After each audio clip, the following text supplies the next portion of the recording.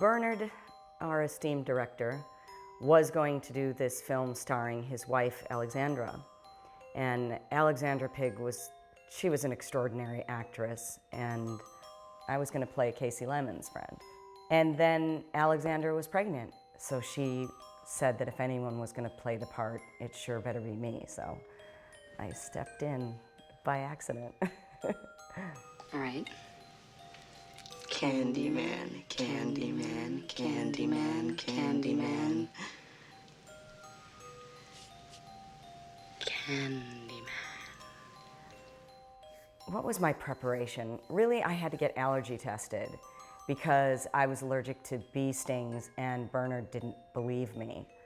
And so he had me go to UCLA and get tested for all kinds of different venom.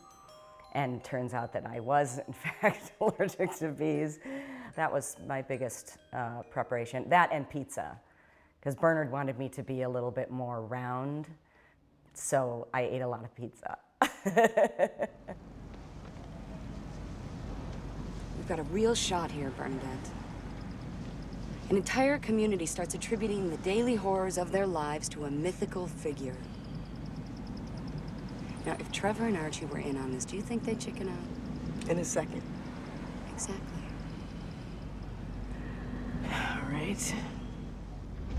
I guess I approached Helen as if it was me under those given circumstances, because I didn't go to college. I, didn't really know much about that, the kind of life that Helen was leading. But I think that she was a very curious person and very socially aware, and perhaps naively thinking that she can solve the problems of the inner city people.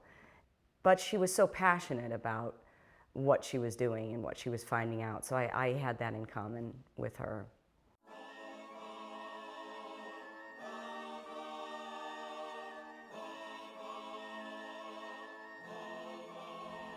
Bernard is kind of he was a very, very passionate individual. And so if he wanted more blood, it was so hard not to laugh because he would become sort of maniacal. And he'd grab the spray can of blood and start laughing and more blood, and spraying the blood all over the place. It was really funny. He was so insane sometimes. But at the same time, he was also very careful about my safety, even though there were bees around. There would be paramedics, which doesn't exactly instill confidence in a performer. Everybody knows the creepiest thing was that Bernard hypnotized me, and he did. See, I was a very young actor at that time.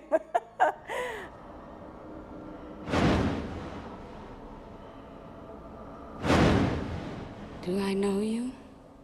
So we went to a hypnotist, and I said, I'm not going to be a good subject for hypnotism. I mean, it's hard enough for me to even meditate. And then the next thing I know, I'm having this conversation with the hypnotist, and at some point, I realized that my arm was like this, and I have no conscious memory of putting my arm up.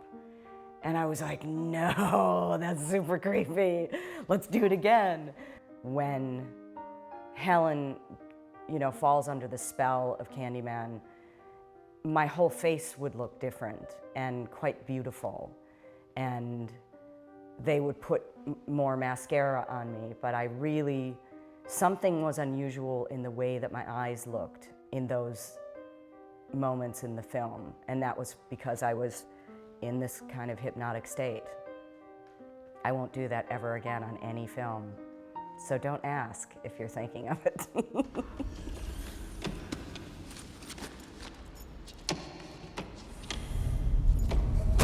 Helen. Yes? Helen.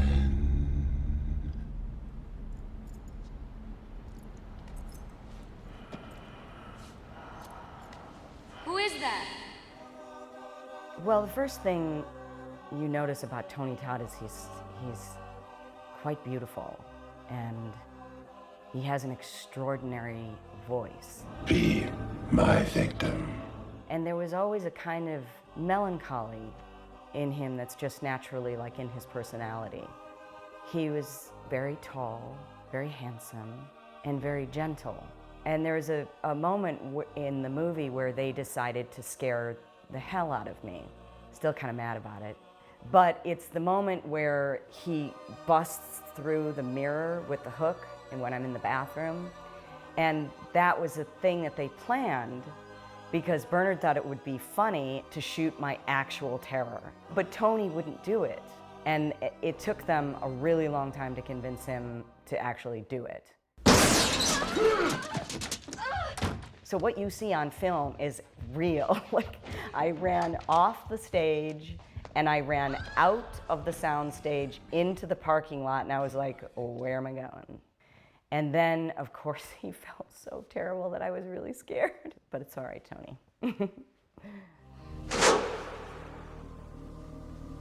What do the good know, except what the bad teach them by their excesses? Murderer. Allow me at least a kiss. Just one exquisite kiss. It's really so romantic, their relationship between Helen and Candyman. He has to reach her on a deeply spiritual level, hence the hypnotism, in order to open her mind and her spirit to who she really is. It's kind of like Phantom of the Opera, if you think about it. They could have stolen that from us. But it's just something that she's inexplicably drawn to. And because the connection is a soul connection. Ultimately, it's about everlasting love in this strange, dark universe. But that's horror, you know? I mean, girls fall for that kind of thing. I think the cast was very close. We were all friends in real life, so we had to be close in order to rely on each other, especially when there's a lot of blood and I'm screaming on the floor and Vanessa is screaming about her missing child, and you know, that's some really heavy shit that we had to go through. It's a hell of a thing when you get disemboweled, as Casey had to get in the movie. And she had to lay there for continuity reasons in the blood and gore for hours. So I would sit with her and try and make jokes. And everyone, I think, believed that we were making this beautiful movie. And once we knew we had Philip Glass and that music, he said he would never, ever do a soundtrack.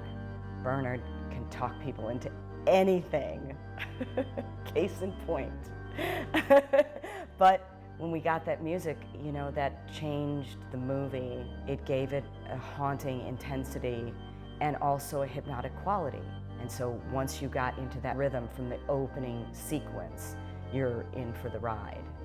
Working with bees.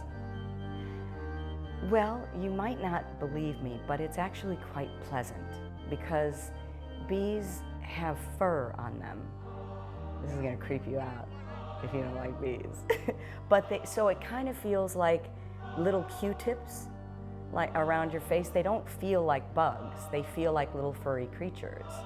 Most of the bees that I worked with were less than 24 hours old. They were all baby bees, so they're unlikely to sting you. And Tony was the one who was working with flying bees, and he's the one who got stung.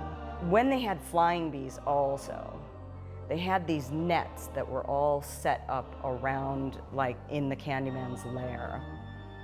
And all the crew was outside of the nets, along with the paramedic team in case I got stung. Seriously? Like, we have to be here, man. You should have to be here as well.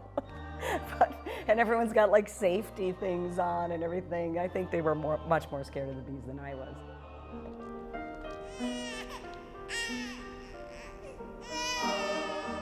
Working in the fire at the end was, as I recall, I feel like it was 3 different locations because we shot the very, very end so that we could have the skyline of Chicago, which he certainly could have superimposed there, and it was terribly, terribly cold. It was a very, very unpleasant experience physically for me because I had all the burned makeup on. Much more fun was when we were inside the bonfire, which was inside a stage. And I got to have part of me set on fire, which is really, no one's gonna want you to do that, but it was just a little part of me, and it was perfectly, perfectly safe and really cool to experience. Tony, again, was, concerned that he didn't want me to get hurt, and, he knew how to hold me in such a way that I wasn't getting hurt in any way. The burn effects were and are the most elaborate makeup that I've done. It took 5.5 hours, I think, to put on the whole head thing and everything, and the hands. And then I couldn't go out of my trailer because you didn't want to ruin the makeup in any way. But no one would eat with me because it was pizza day. And people were really grossed out at me. They were really, really disturbed by my burned makeup. And it was removing it that was really difficult and sometimes painful, depending on how much they had to scrape it off you. It's a really, really complicated process. And after that, I think I just had so much respect for actors who do a lot of sci-fi, who play monsters mostly for a living. Just how long, after everyone had gone home, I was still, just the two of us in this lone trailer with a security guard outside asleep. And, then having your skin feel like it was on fire for about 2 or 3 days. It's quite a process. What's the matter, Trevor? Scared of something? Making Candyman was one of the best experiences that I had. We had so much fun with all the blood and guts. I had so much fun waltzing with Tony Todd in his cavernous lair. And I'm so proud to have been in it because it's such a good movie. And it's hard because I've made a lot of movies that aren't so good, but this one stands up. It stands up to the test of time.